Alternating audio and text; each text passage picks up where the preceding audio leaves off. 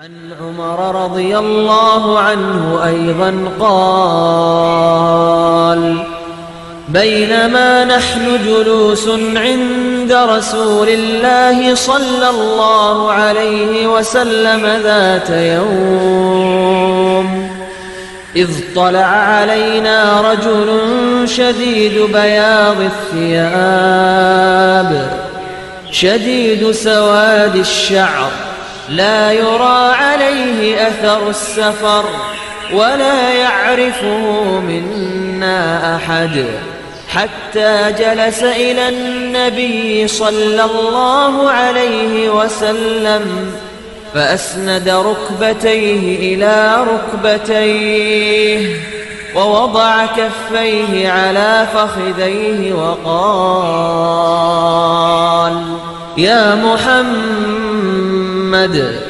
أخبرني عن الإسلام.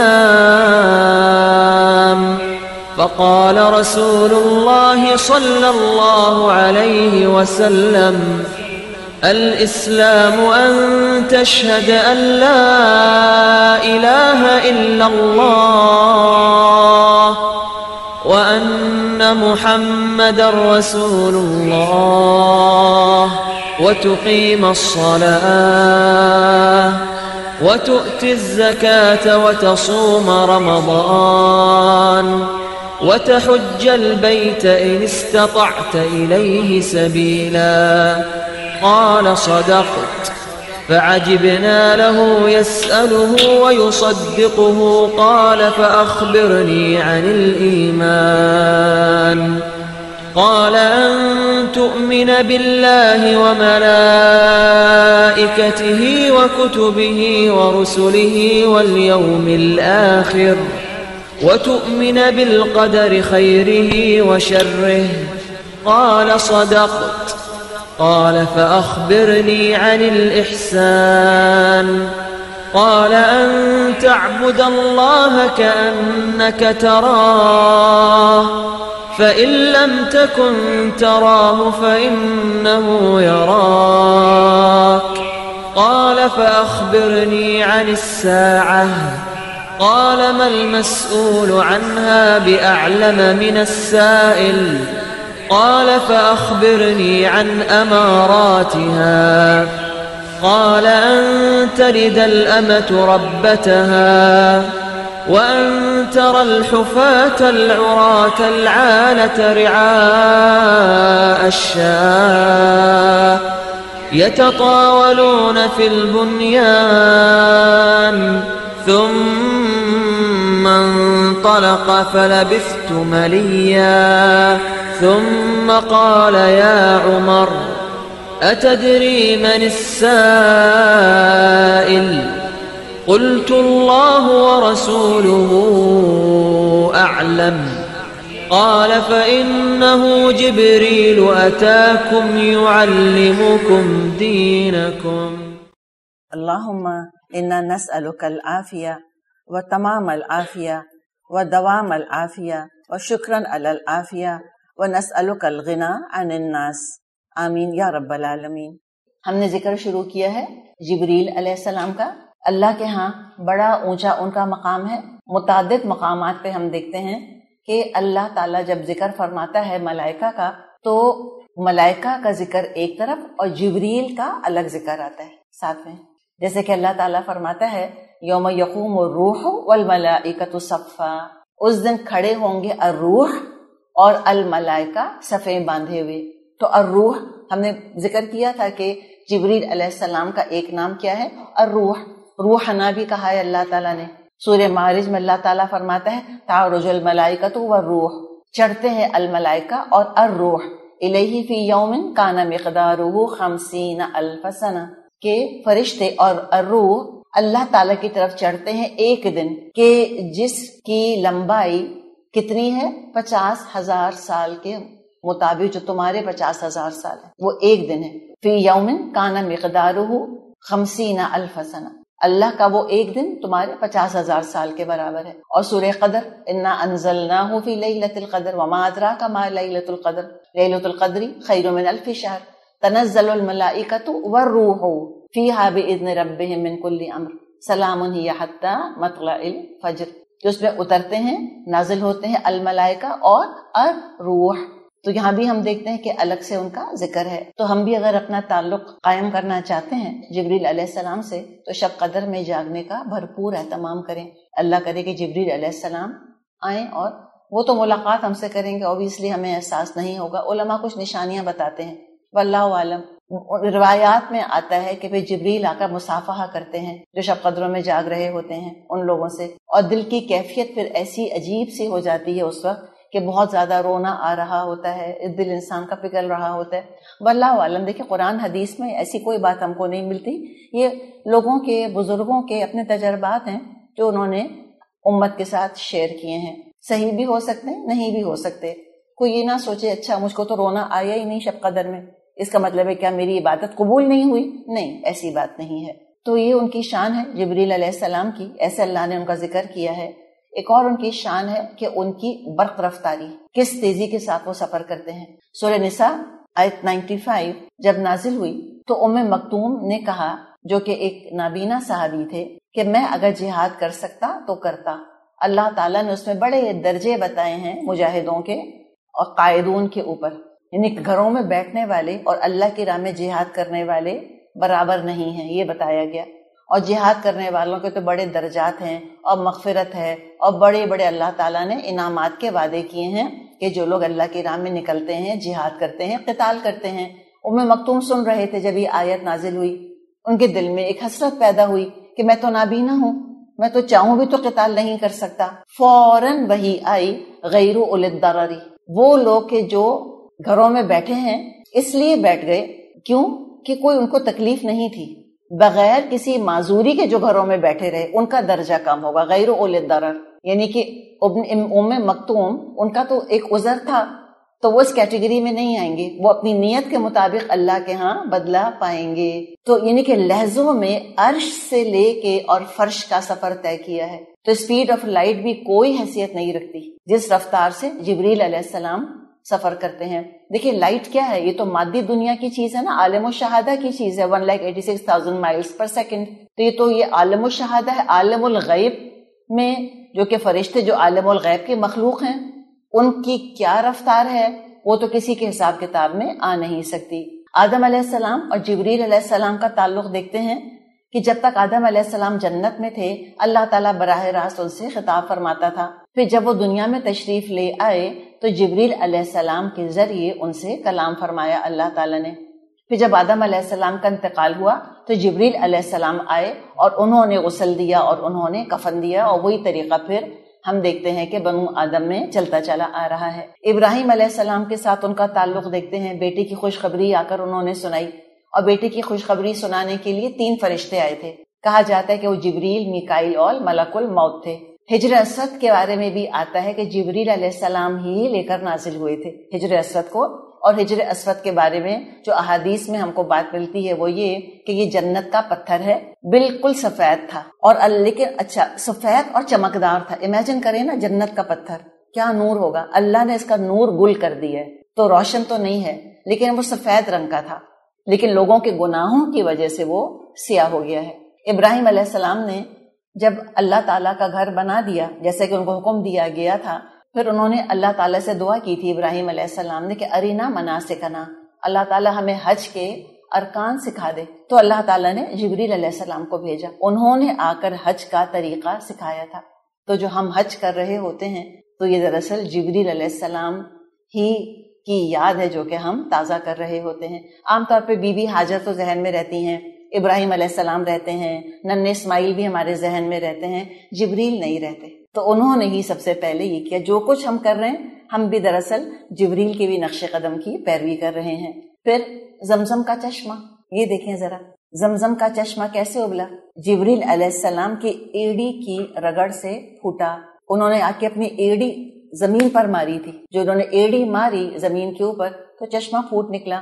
تو زمزم کا پانی بھی ہم کو جبریل کی یاد دلاتا ہے. اسماعیل علیہ السلام کی جگہ جو مینڈا لا کے رکھا گیا تھا جب وہ اپنے بیٹے کو قربان کر رہے تھے ابراہیم علیہ السلام، اور اسماعیل کے گلے پر چھری چلائی دی تھی انہوں نے، تو اللہ تعالیٰ نے پھر فوراً جبریل علیہ السلام کو بھیجا تھا اور وہ مینڈا لے کر آئے تھے اور وہ انہوں نے اسماعیل کی جگہ رکھ دیا تھا۔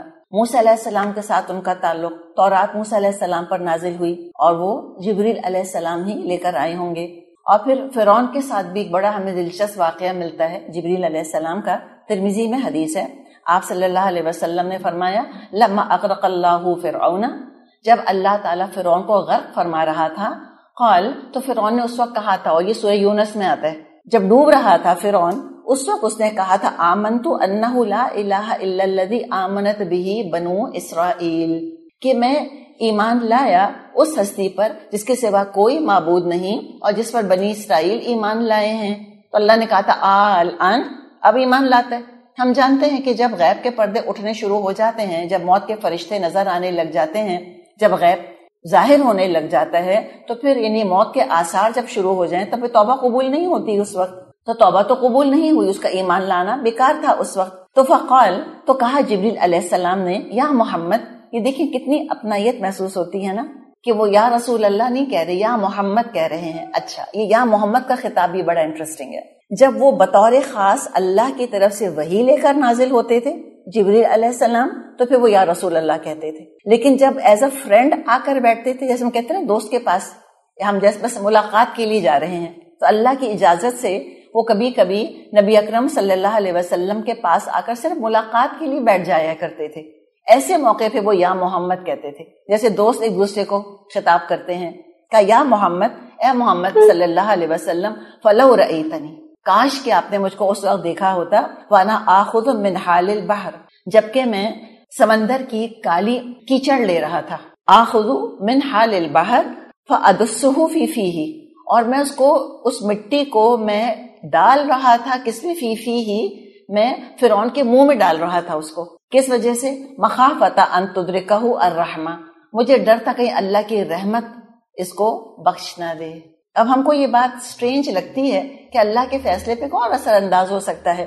جبریل علیہ السلام کی کیا مجال کہ وہ اللہ کے فیصلے بدل دیں، اور اللہ نے تو پہلے ہی فیصلہ کر لیا تھا کہ نہیں بخشنا فرعون کو، لیکن یہ جبریل علیہ السلام کو تو نہیں پتا تھا۔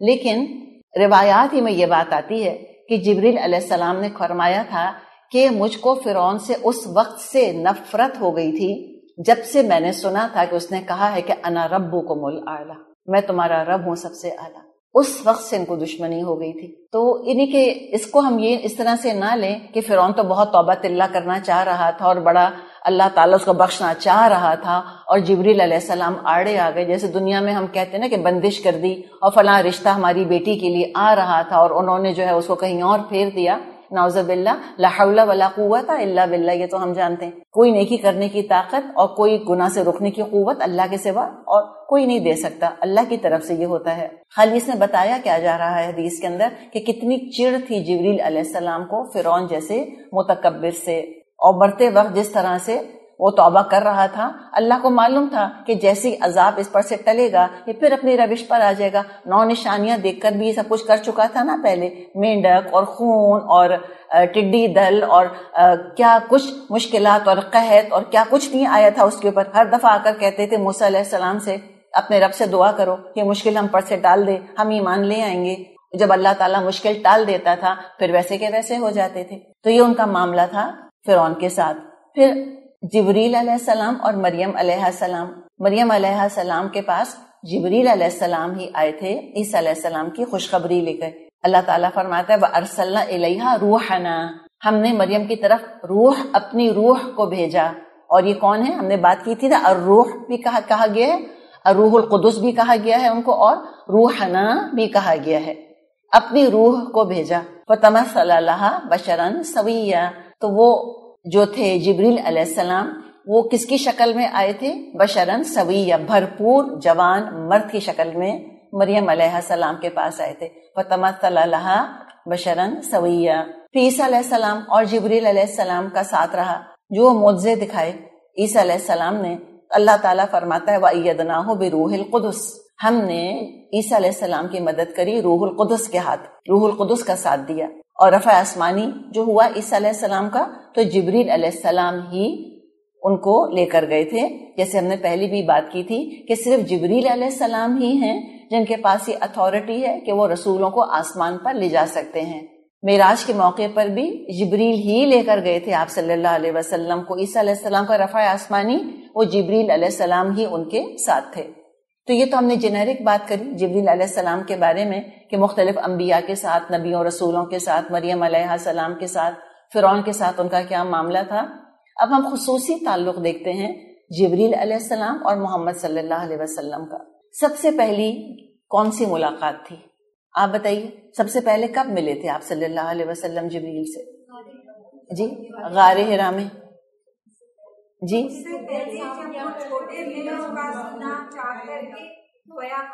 ایگزیکٹلی، بالکل.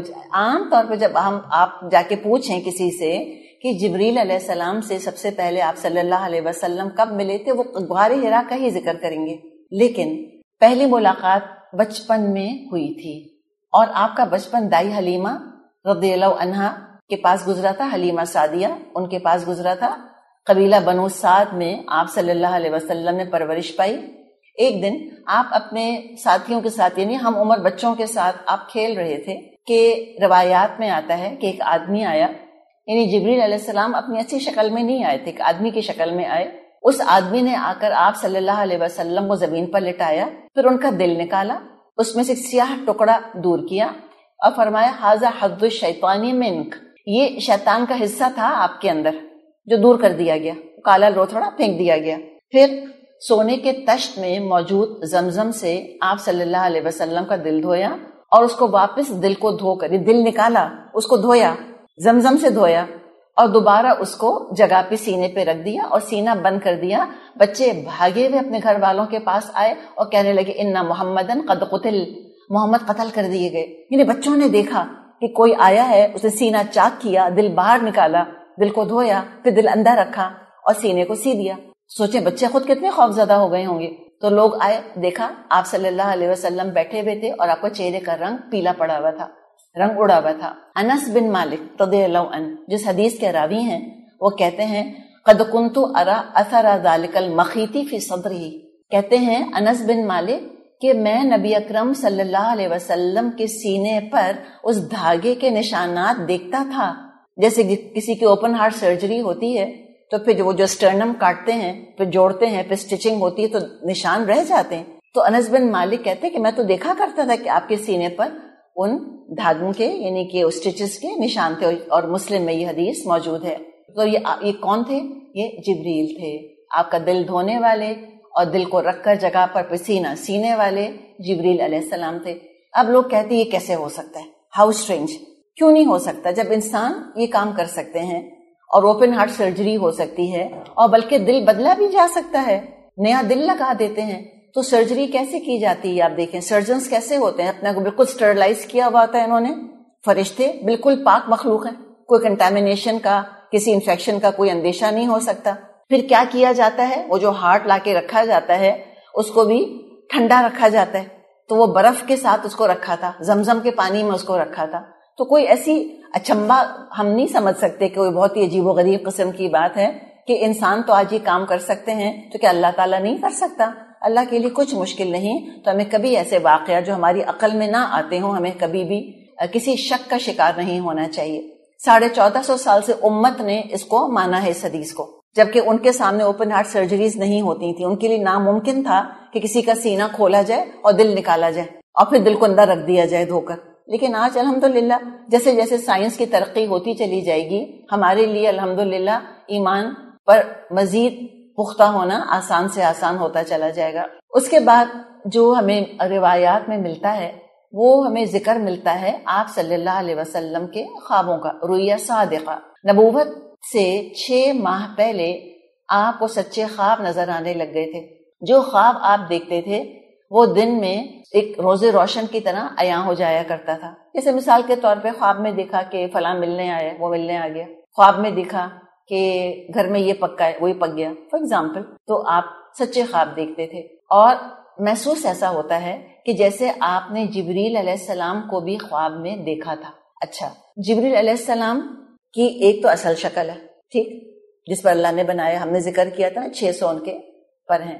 ایک کیا ہے کہ جیسے وہ مختلف لوگوں کے پاس انسان کی شکل میں آئے، دہیہ قلبی کا بھی ہم نے ذکر کیا تھا.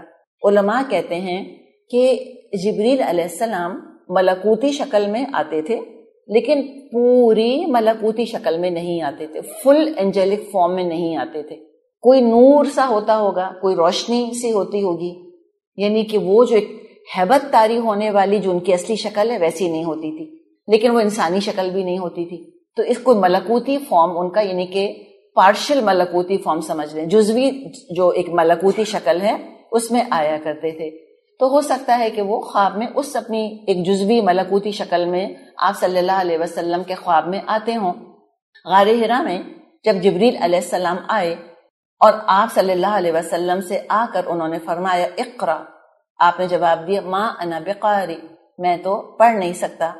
تو جبریل علیہ السلام نے آپ کو کس کے دبوچا، سکویز کیا، اتنی زور سے آپ کو دبوچا کہ آپ کی طاقت جواب دینے لگ گئی. پھر آپ کو چھوڑا، پھر کہا اقرا. آپ نے پھر بھی یہ بات فرمائی ما انا بقاری، میں پڑھا ہوا نہیں ہوں. پھر چھوڑا، 3 دفعہ ایسے ہی کیا اور پھر کہا کہ اقرا بسم ربک الذی خلق، پڑھیے اپنے رب کے نام سے جس نے کہ پیدا کیا. تو بعض روایات میں یہ بات آتی ہے کہ جب آپ نے خدیجہ رضی اللہ عنہا سے آ کر اس واقعے کا ذکر کیا تو آپ نے فرمایا کہ جو میرے خواب میں آدمی آتا تھا وہی غار حرا میں آیا ہے. لیکن اس روایت کی سند نہیں مل سکی مجھ کو، میں نے تلاش تو کی کہ کوئی سند اس کی مل جائے، لیکن یہ روایت مجھ کو ایسا سچ ملی نہیں. لیکن سنا ہے کہ بعض روایات آتی ہیں کہ نہیں کہ آپ نے یہ، آپ کو اندازہ ہوا تھا کہ مجھے جو خواب میں نظر آتا تھا آدمی یہ وہی شکل ملتی جلتی ہے. ایک دفعہ آپ صلی اللہ علیہ وسلم غار حرا سے نکلے تو آسمان سے آواز آئی یا محمد، اے محمد، انت رسول اللہ، آپ اللہ کے رسول ہیں، وَأَنَا جبریل، اور میں جبریل ہوں. آپ نے سر اٹھا کر دیکھا کہ آواز کہاں سے آ رہی، دائیں بائیں دیکھا، کوئی نظر نہ آیا. سر اٹھا کے جو آپ نے دیکھا افق الاعلیٰ جو آتا ہے تو جبریل علیہ السلام کو دیکھا اور پورا افق ان سے بھرا ہوا تھا. امیجن کریں کہ یوں سر انسان اٹھائے اور کوئی بالکل یہاں آ رہا ہو. ثم دنا فتدلا، پھر وہ کرسی پر بیٹھے بیٹھے جھک آئے اور پورے افق پر چھائے ہوئے تھے اور ان کے 600 پر تھے. سورہ فاطر میں اللہ تعالیٰ نے ارشاد فرمایا ہے کہ 2 2 3 3 4 4 پروں والے فرشتے ہیں. یعنی جتنا اعلیٰ مرتبہ کسی فرشتے کا ہوتا ہے اتنے زیادہ محسوس ہوتا ہے جیسے اس کے پر ہیں. جیسے کہ میڈلز ملتے ہیں آرمی کے آفیسرز وغیرہ کو، جتنے زیادہ میڈل ہیں اتنا زیادہ وہ اعلیٰ آفیسر ہوتا ہے. تو اس سے ہم اندازہ لگا سکتے ہیں کہ 600 جب پر تھے جبریل علیہ السلام کے تو کیا مرتبہ ہوگا اور کیا سائز ان کا ہوگا. پھر آپ خدیجہ رضی اللہ عنہا کے پاس آئے اور فرمائے زملونی، مجھے اڑا دو، مجھے لپیٹ دو کسی چیز کے اندر.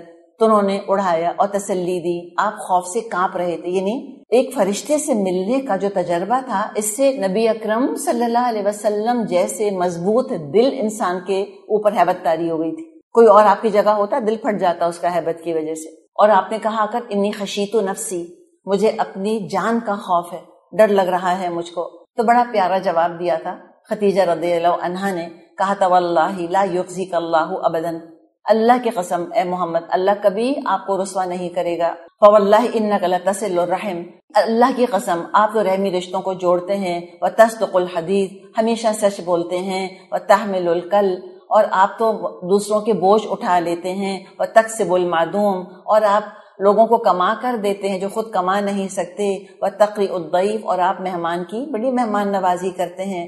وتعین علی نوائب الحق، اور کسی پر اگر کوئی مشکل پریشانی پڑتی ہے تو آپ اس کی مدد کرتے ہیں. اللہ کبھی آپ کو رسوا نہیں کرے گا. کیا کوالٹیز بتائی ہیں دیکھیں کہ جن لوگوں میں یہ صفات ہوں گی اللہ کی مدد آئے گی ان کے لیے. اب اس سے پہلے کہ کوئی آپ پر ایمان لاتا، خدیجہ رضی اللہ عنہا آپ پر ایمان لے کر آئیں اور پھر کہا کہ اچھا میں آپ کو ورقہ کے پاس لے کے چلتی ہوں. ورقہ بن نوفل کے پاس، ان کے کزن تھے. وہ شرک چھوڑ کر دین حنیف اختیار کر چکے تھے. اس زمانے کا دین حنیف عیسائیت تھی، عیسائیت قبول کر لی تھی انہوں نے. تورات پڑھتے تھے، انجیل پڑھتے تھے، دونوں کے عالم تھے. جب یہ واقعہ انہوں نے سنا نبی اکرم صلی اللہ علیہ وسلم سے تو کہا یہ تو وہی ناموس ہے جو کہ موسیٰ کے پاس آیا تھا. جاسوس ناموس پہ آپ کو یاد ہوگا ہم نے بات کی تھی. جاسوس کون ہوتا ہے؟ ایول سیکرٹ رکھنے والا، برا راز رکھنے والا. اور ناموس کون ہوتا ہے؟ جو کہ مبارک راز رکھ رہا ہوتا ہے، بلیسڈ سیکرٹ رکھ رہا ہوتا ہے. تو انہوں نے ناموس کا تھا. نوموس انگلش میں آتا ہے NOMOS. بعض روایات میں آتا ہے کہ نبی اکرم صلی اللہ علیہ وسلم خوف اور پریشانی کی حالت میں مبتلا رہے. یہ بڑی غیر متوقع صورتحال تھی آپ کے لیے. تو آپ کو یہ خیال آیا کہ کہیں جنون تو نہیں ہو گیا مجھے کہیں کوئی شیطان تو نظر نہیں آ رہا؟ یعنی بڑی انسرٹنٹی رہی آپ کو. ہم کہیں بھئی یہ کیسے ہو سکتا ہے؟ دیکھیں یہ بات بہت امپورٹنٹ ہے، اور یہ جو کیفیات آتی ہیں آپ صلی اللہ علیہ وسلم کی، تھوڑا سا ٹینجنٹ اگر ہم لیں، آپ ان کو سمجھیں کہ آپ کتنے خوفزدہ ہوئے. آپ نے کہا دثرونی، بعض روایات میں آتا ہے زملونی، پھر آپ نے کہا انی خشیت نفسی، مجھے اپنی جان کا خوف پڑ گیا ہے. یہ ساری جو کیفیات لگتی ہیں، کیسے انسان کی کیفیات ہیں جس کے لیے تجربہ بڑا ان ایکسپیکٹڈ تھا، بڑا غیر متوقع تھا. مستشرقین جو ہیں اورینٹلسٹ، وہ الزام لگاتے ہیں نبی اکرم صلی اللہ علیہ وسلم پر کہ غار حرا میں جو یہ جایا کرتے تھے، جا کے دراصل یہ پروفٹ کی تیاری کر رہے تھے، یہ اپنے آپ کو پریپیئر کر رہے تھے، یہ اپنی ٹریننگ کر رہے تھے کہ ہاں اب میں نبی بننے والا ہوں. بھئی اگر آپ ٹریننگ کر رہے ہوتے، آپ مراقبے کر رہے ہوتے، آپ ایکسپیکٹ کر رہے ہوتے کہ میں نبی بنوں گا، تو جب یہ تجربہ آپ کو ہوا تھا وحی کا اور جبریل سے ملاقات کا، تو نبی اکرم صلی اللہ علیہ وسلم کو تو خوشی آنا چاہیے تھا خدیجہ کے پاس کہ بیگم وہ واقعہ پیش آ گیا جس کا مجھے انتظار تھا، وہ واقعہ پیش آ گیا جس کے لیے میں ساری روحانی اور ذہنی مشقتیں اور کثرتیں کر رہا تھا، اور بالآخر مجھ کو نبی بنا دیا گیا، مبارک، یہ کہنا چاہیے تھا. لیکن نبوت جس کو بھی ملی ان کے لیے ہمیشہ غیر متوقع ہوئی، چاہے وہ موسیٰ علیہ السلام تھے یا وہ محمد صلی اللہ علیہ وسلم تھے. اچھا تو اب دیکھیں انسرٹنٹی تھی نا آپ کو کہ میں کیا چیز دیکھ رہا ہوں، کیا کوئی شیطان نظر آ رہا ہے، کیا میرا وہم ہے، کیا واقعی کوئی فرشتہ ہے جو کہ آ رہا ہے. تو اس پر کہا جاتا ہے، روایات میں آتا ہے کہ خدیجہ رضی اللہ عنہا انہوں نے کہا اچھا ٹھیک ہے ابھی دیکھتے ہیں. انہوں نے کیا کیا؟ نبی اکرم صلی اللہ علیہ وسلم کو قریب بلائے، اپنے شوہر کو، اور اپنی قمیض کے بند کھول دیے آگے سے، یعنی کہ سینہ تھوڑا سا ایکسپوز ہو گیا، اور آپ صلی اللہ علیہ وسلم کو اپنے سے قریب کر لیا. اور پھر آپ صلی اللہ علیہ وسلم سے پوچھا کہ اب بھی آپ کو وہ نظر آ رہا ہے؟ تو آپ نے کہا نہیں. تو خدیجہ نے کہا اس کا مطلب ہے کہ وہ فرشتہ ہے، اس لیے کہ فرشتے حیا کرتے ہیں. اگر وہ شیطان ہوتا تو نہ ہٹتا، اپنی جگہ پر موجود رہتا. تو رفتہ رفتہ نبی اکرم صلی اللہ علیہ وسلم کا دل ٹھہر گیا اور آپ کو یقین ہو گیا کہ آپ اللہ تعالیٰ کے رسول ہیں. پھر وحی کا سلسلہ زور پکڑتا چلا گیا، اور وحی لانے کی ذمہ داری اللہ تعالیٰ نے جبریل علیہ السلام کو دی، جیسے کہ ہمیشہ سے انہی کے پاس رہی. اچھا کس طرح آتے تھے جبریل علیہ السلام وحی لے کر؟ مختلف شکلیں، بلکہ ہم یہ دیکھتے کہ وحی کیسے آتی تھی آپ صلی اللہ علیہ وسلم پر. ڈفرینٹ طریقے تھے. کبھی خواب کی شکل میں بھی وحی آتی تھی، اور جبریل علیہ السلام خواب میں آتے تھے آپ صلی اللہ علیہ وسلم کو. جب لبید بن عاصم نے آپ صلی اللہ علیہ وسلم پر جادو کر دیا تھا تو 2 فرشتے آپ صلی اللہ علیہ وسلم کے خواب میں آئے تھے. ایک آپ کے سرہانے پر بیٹھا تھا، ایک آپ کی پائنتی پر بیٹھا، اور دونوں نے آپس میں بات چیت شروع کری. یہ خواب میں آپ دیکھ رہے ہیں. ایک نے دوسرے سے پوچھا ان کو کیا ہو گیا ہے؟ تو پہلے نے جواب دیا ان پر جادو ہو گیا ہے. تو اس نے پوچھا کس نے کیا ہے؟ تو جواب دیا اس نے لبید بن عاصم نے کیا ہے. اور پھر پتہ بتایا کہ وہ کہاں پر، وہ کس کنویں میں کیا چیز موجود ہے، اور وہاں جا کر اس کو دیکھنا چاہیے. تو یہ 2 فرشتے جبریل اور کہا جاتا ہے کہ میکائیل علیہ السلام تھے. پھر وحی کا طریقہ یہ بھی ہوتا تھا کہ فرشتہ دکھائی دیے بغیر، دیکھیں تو خواب میں تو نظر آ گئے تھے نا آپ کو جبریل بیٹھے ہوئے آدمی کی شکل میں. بعض دفعہ آپ کو جبریل نظر نہیں آتے تھے، لیکن ایک خیال دل میں آ جاتا تھا. نبی اکرم صلی اللہ علیہ وسلم نے فرمایا ان روح القدس، جو روح القدس ہے یعنی کہ جبریل علیہ السلام، ان روح القدس نفث فی روعی، انہوں نے پھونکا ہے، یعنی کہ میرے دل میں یہ بات پھونکی ہے. کیا بات کہی؟ انہ لن تموت نفس حتی تستکمل رزقہا، کہ کوئی جان مر نہیں سکتی جب تک کہ اپنا رزق پورا نہ کر لے. کسی کو اللہ تعالیٰ موت نہیں دے گا، کسی جان کو، جب تک اپنا رزق پورا نہ کر لے. وَأَجْمِلُوا فِي الطَّلَبِ، اور اپنی طلب میں اچھا طریقہ اختیار کرو، یعنی حلال طریقے سے تم کمائی کرو.